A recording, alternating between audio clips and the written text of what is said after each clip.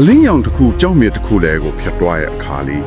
ရိုးရိုးလေးတောက်ပသွားတာမျိုးမဟုတ်ပဲနဲ့တက်တန်ရောင်စင်းနေအဖြစ်စိတ်အမွားကွက်ထွက်သွားတာမျိုးမြင်အောင်ကြည့်လိုက်ပါဗျအဲ့ဒီလိုလာလွန်းလို့လဲဆယ်စုနှစ်ပေါင်များစွာယူရှားစာပြီးနေယူမှုစုဆောင်ခဲ့ကြတာပေါ့ကဘာကျော်ယာဒနာဖန်တီရှင် fabrication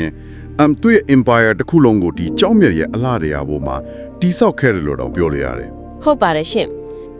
ဒါပေမဲ့အဲ့ဒီလိုနာမည်ကြီးခဲ့ရာကနေရုတ်တရက်ဆိုသလိုပဲကပါမြေပေါ်ကနေလုံးဝကိုပျောက်ကွယ်သွားခဲ့တယ်နော်အဲ့ဒါကြောင့်မို့လို့ဒီကနေ့ကျွန်တော်တို့အသေးစိတ်တူးဆွဲလေ့လာသွားမယ့်အကြောင်းအရာကဂါနဲ့မိသားစုရဲ့ဘယင်းလို့တင်စားကြတဲ့Dementoid ကြောက်မြတ်အကြောင်းပဲဖြစ်ပါတယ်မစခင်လေးမှဒီလိုရှားပါလာပါတဲ့ကြောက်မြတ်ရတနာရဲ့ရိုးဝတ်ချက်တွေကို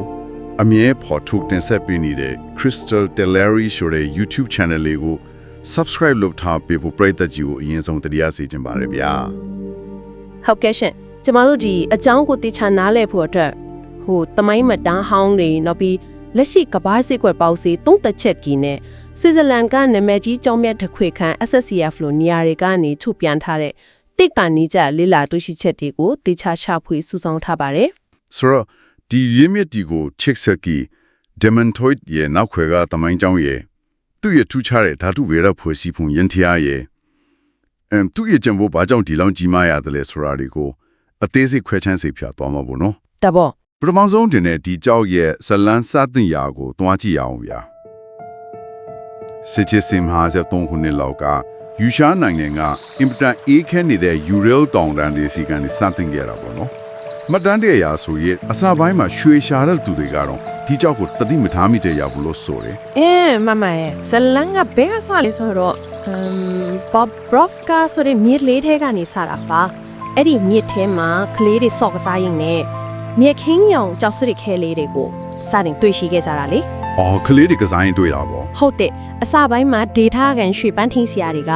ဒီကြောက်တွေကို peridot လို့ခေါ်တဲ့ပြုံခေါင်းစိမ်းကြောက်တွေလောက်ပဲထင်ပြီးတော့တိတ်အရေးမလုပ်ခဲ့ကြဘူးရှင်ရိုးကြောက်ပဲထင်ကြတာပေါ့လေဟုတ်ကဲ့ဒါပေမဲ့1864ခုနှစ်ရောက်တော့တတုဗေဒပညာရှင် Niels von Nordenskiöld ကဒီကြောက်ကိုစမ်းသပ်ခံတယ်မှာတေချာစစ်ဆေးကြည့်လိုက်တဲ့အခါဒါဟာတာမန်ပြုံခေါင်းစိမ်းလုံးဝမဟုတ်ပဲ garnet အမျိုးအစားတစ်ခုဖြစ်နေတာကိုအန်ဒရိုခွဲတွေ့လိုက်ရတယ်တကယ်ရှာဖွေတွေ့ရှိမှုကြီးပဲနော်ဟုတ်ပါရဲ့ရှင်တာမန် garnet တွေချက်အလွန်တောက်ပလွန်းလို့ထူဒီကြောက်ကိုဒီမန်တွိုင်လို့အမိပေးခဲ့တယ်အသေးပဲက Dutch စကားရစိန်ညင့်တူတော်လို့ဆိုလိုတာပါစိန်ညင့်တူတော်ဆိုတော့ကတော်တော်လေးကိုရည်ရွယ်ချက်ကြီးတဲ့နာမည်ပေးမှုပဲဗျာဒါပေမဲ့တိတ်ပန်နီချတိုင်းတာကြီးတဲ့အခါတကယ်လျောအဲ့ဒီနာမည်နဲ့ like ဖက်မှုရှိရလားlife ဖက်မှုရှိအောင်တင်မကဘူးတချို့အချက်ဒီမှာစင်ကိုတောင်ကြောတတ်သွားပါတယ်အထူးသဖြင့် dispersion လို့ခေါ်တဲ့အလင်းခွဲဖြာမှုနှုန်းပေါ့နော်အလင်းခွဲဖြာမှုနှုန်းဟုတ်တယ်အလင်းရောင်တစ်ခုကြောက်ထဲကိုဝင်သွားတဲ့အခါအဖြူရောင်အလင်းသားကနေတက်တန်ရောင်စဉ်ခုနှစ်မျိုးအဖြစ်ဘလောက်အတိုင်းတာအထိကွဲထွက်သွားတယ်လဲဆိုတာကိုတိုင်းတာတဲ့နှုန်းထားလေးစိန်ရဲ့အလင်းခွဲဖြာမှုနှုန်းက 0.044 ရှိပါတယ်0.044 ပေါ့ဒါပေမဲ့ဒီမန်ထွိုက်ရဲ့နှုန်းက 0.057 ထိရှိနေတယ်ဆိုလိုတာကဒီမန်ထွိုက်ဟာစိမ့်ထက်တောင်ပိုပြီးတက်တန်ရောင်ခွဲထွက်မှုအကောင်းနေတာကိုသိပ္ပံနည်းကျတွေ့ရတယ်ရှင်ပြားရောင်စိမ့်ရောင်စတဲ့တက်တန်ရောင်စင်တွေအဖြစ်ခါနေလို့ရာချီပြီးဖျားထွက်သွားအောင်လိုပိနိုင်တဲ့စွမ်းရည်ရှိတာပေါ့မှန်ပါတယ်ရှင်ဒါဆိုမြေးစရာရှိလာတာကစိမ့်ထက်တောင်ပိုပြီးအယောင်လတ်တယ်ဆိုရင်ဘာဖြစ်လို့လူတိုင်းကစိမ့်ကိုပဲသိကြပြီးဒမန်တွိုက်ကိုကြတော့သိမသိကြတာလေအဓိကတော့ချက်ကလည်းရှားပါမှုကြောင့်ပါစိမ့်ဆိုတာကဘာနဲ့မှတွဲရပြီးအေးရမှာစိတ်ရန်တရားကြီးတွေနဲ့တောင်လုံးကျွတ်တူးဖို့ထုတ်လုပ်လို့ရတယ်လေဈေးကွက်မှာမြေနာပမာဏအများကြီးရှိနေတယ်ဟုတ်တာပဲဒီမန်တွေကိုတော့ထွက်ရှိတဲ့နေရာအယောင်ကိုနေပါပါတယ်ပြီးတော့တွဲအယောင်ဖိတိမှုရန်တရားကလည်းတဘာဝတရားကြီးရဲ့ရှားပါတဲ့တိုက်ဆိုင်မှုတစ်ခုပါသူ့ရဲ့အခြေခံဖွဲ့စည်းပုံကတန်တက်ကြောက်အဝါရောင်အောက်ခံရှိတယ်အဲ့ဒီအဝါရောင်ပုံမှာမှခရိုမီယမ်တက်ကအစိမ်းရောင်အဖြစ်တွားပေါင်းဆက်ရတာပါရှင်ခဏလေးတန်တက်နဲ့ခရိုမီယမ်ကအလွယ်တကူပေါင်းဆက်လို့ရတဲ့အရာတွေမဟုတ်ဘူးမလားကဘာမြေအော်ကအရာမဖီယားတွေရဲ့အပူချိန်တွေနဲ့ဘူမီဗေဒဆိုင်ရာအပြောင်းလဲကြီးဤတွေရှိမှသာအဲ့ဒီ dressing တစ်ခုကကြောက်မြတ်တစ်ခုထဲမှာအတူတူပေါင်းဆက်သွားနိုင်တာမျိုးပေါ့အတိကျပါပဲရှင်အဲ့ဒီလိုပြင်းထန်တဲ့ဖူမီဗေဒဖက်စင်တွေတိုက်ဆိုင်မှသာရွှေရောင်တန်းနေတဲ့အစိမ်းခံဒီမစင်းရောင်ရင်ရင်အထိလှပတဲ့ဒီမန်တွက်တီဖြစ်လာတာပါတော်တော်ရှုပ်ထွေးတဲ့ဖြစ်စင်ပဲနော်ဟုတ်တယ် ဒီညမှာအယောင်ရစ်လေလေတန်ဖိုးကြီးလေးလေးဖြစ်ပေမဲ့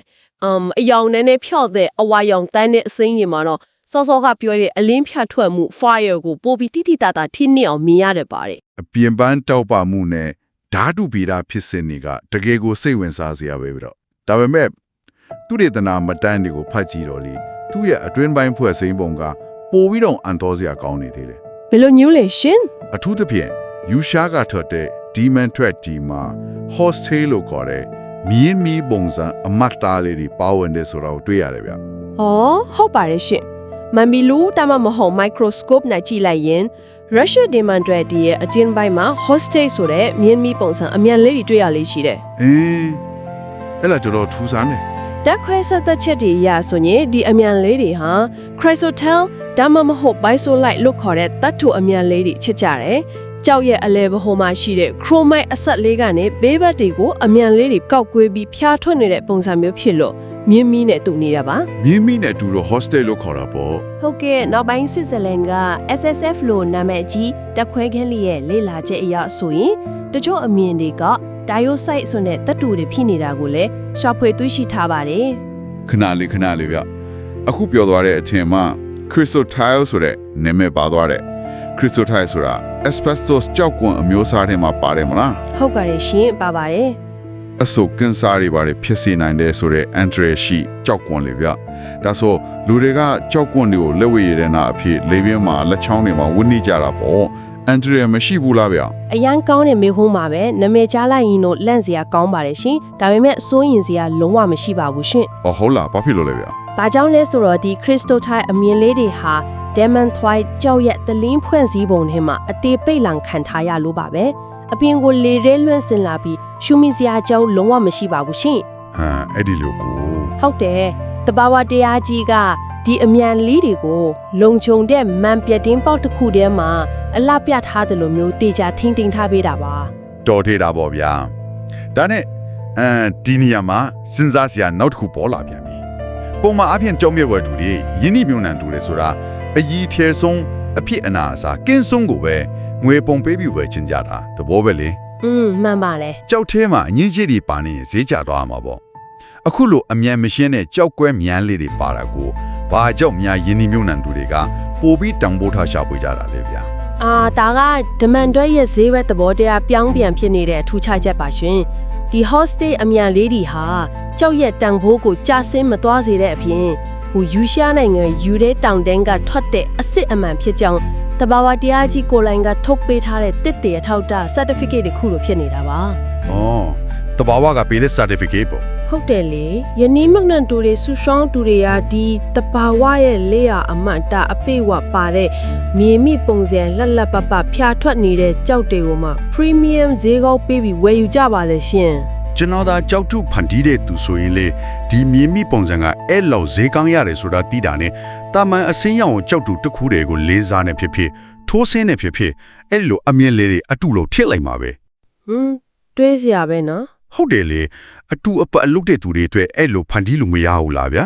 ဈေးခွက်ထဲမှာတော့တက်ခွက်ခန်းထုတ် synthetic ကြောက်တူတွေရှိပါတယ်ရှင်သူတို့ကအဲ့လိုအမြင်တွေပါလာအောင်ဖန်တီးဖို့စ조사ကြပါတယ်ဒါပေမဲ့တဘာဝတရားကိုအတူခိုးဖို့ဆိုတာမလွယ်ပါဘူး ဘယ်လိုမလွယ်တာလဲဗျာ မမီလူးနဲ့တေချာကြည့်မယ်ဆိုရင်တဘာဝတရားကဖန်တီးထားတဲ့အမြင်တွေကကောက်ကွေးပြီးရှုပ်ထွေးနေတယ်အရန်ကိုတဘာဝကြတယ်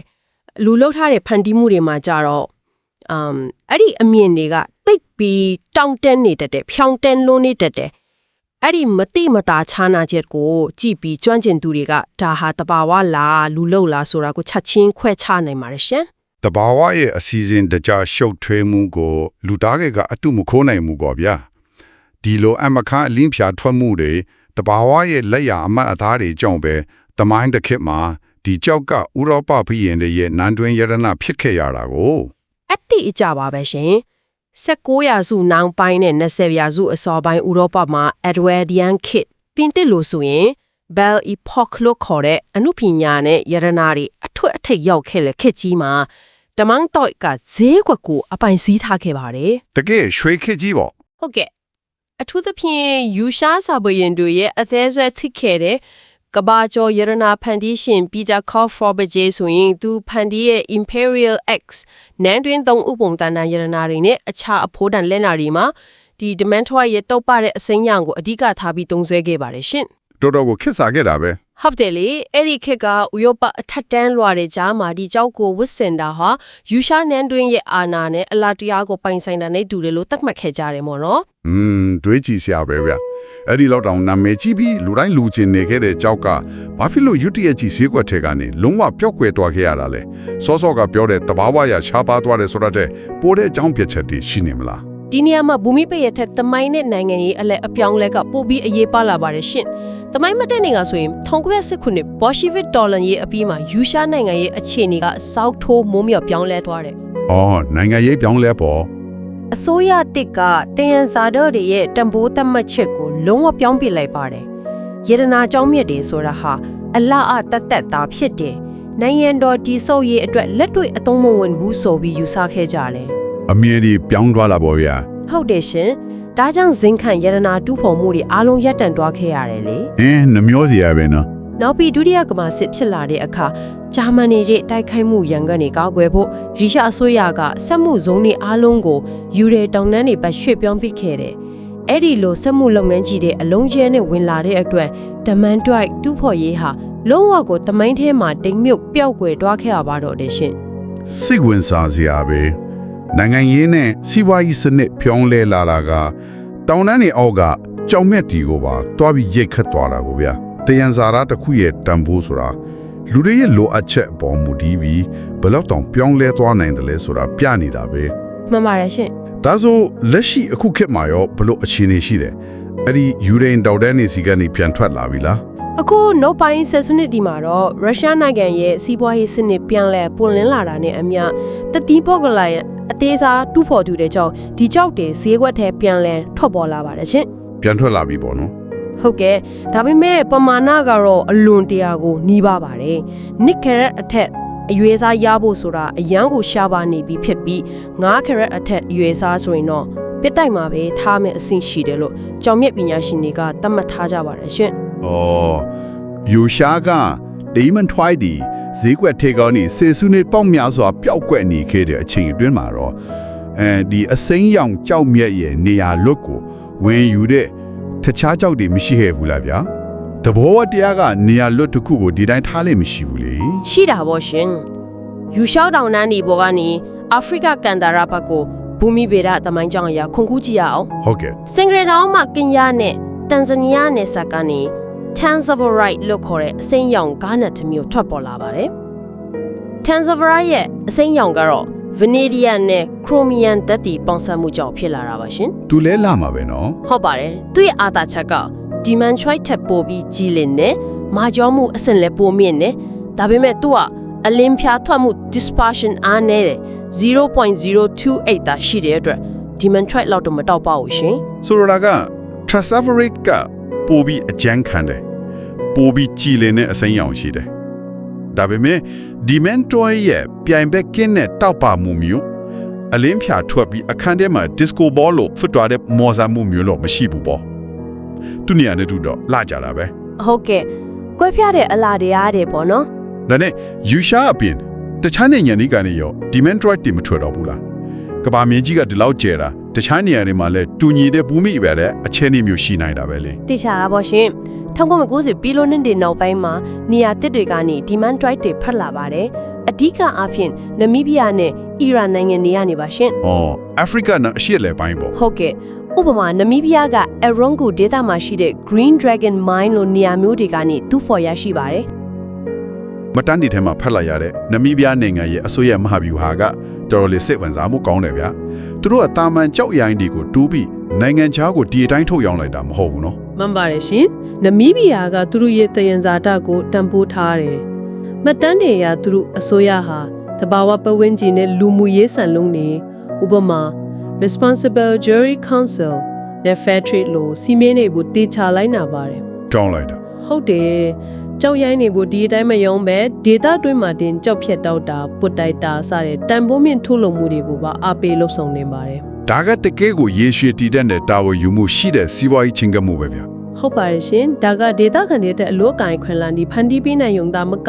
တဘာဝပတ်ဝန်းကျင်ထိခိုက်မှုကိုလည်းအများကြီး short ချပေးနိုင်တယ်လေ အီရန်နိုင်ငံကထွက်တဲ့ကြောက်တီအကြောင်းလေးနည်းနည်းပြောပြပါအောင်ဗျာအီရန် Dementoid တွေကတော့ဘယ်လိုထူးခြားချက်တွေရှိလဲ အီရန်နိုင်ငံ Kemen Province က Baghbosh ဒေတာကထွက်တဲ့ Dementoid တီဟာလေရုရှားကလိုပဲ Serpentinite လို့ခေါ်တဲ့ကြောက်ဆောင်နေကြကနေထွက်ရှိတာမှာရှင်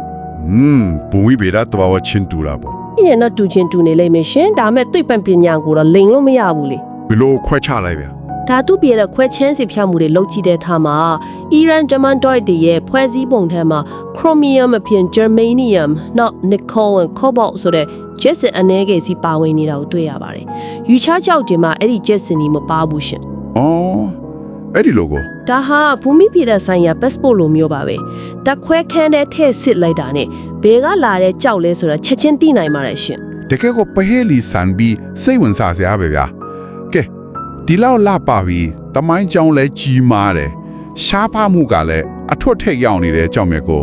ယ်တိုင်ပိုင်ဆိုင်ချင်ပြီးဝဲချင်ပြီးဆိုပါတော့ဗျာ ။ဟုတ်ကဲ့ လက်တွေ့နေစဉ်ဘဝမှာဝစ်စင်ဖို့အဆင်ပြေနိုင်မှာမလားဆိုတာလေးကိုလည်းဆွေးနွေးကြည့်အောင်ဝလို့ရရလားတောင်းမမိခန္ဓာတဲ့ထည့်ပြီးပြတ်တိုင်မှာလို့ပဲကြည့်နေရမလား ။ဒီနေရာမှာတော့လက်တွေ့ကြကြစဉ်းစားဖို့လိုလာပါပြီရှင်။ကြောက်မြတ်ဒီရဲ့မာကျောမှုကိုတိုင်းတာတဲ့ mosque ရရာဆိုရင်ဒီ Dementoid ရဲ့မာကျောမှုဟာ 6.5 ခနဲ့9ကြားမှာပဲရှိပါတယ်။ 6.5ကနေ9ပေါ့နော် ဟုတ်ပါတယ်စိန်ရစ်မာကျောမှုက10နောက်ပတ်တမများနဲ့နီလာတို့က900နဲ့ယင်ရင်တော့သူကအတော်လေးပြောပါတယ်ချင်း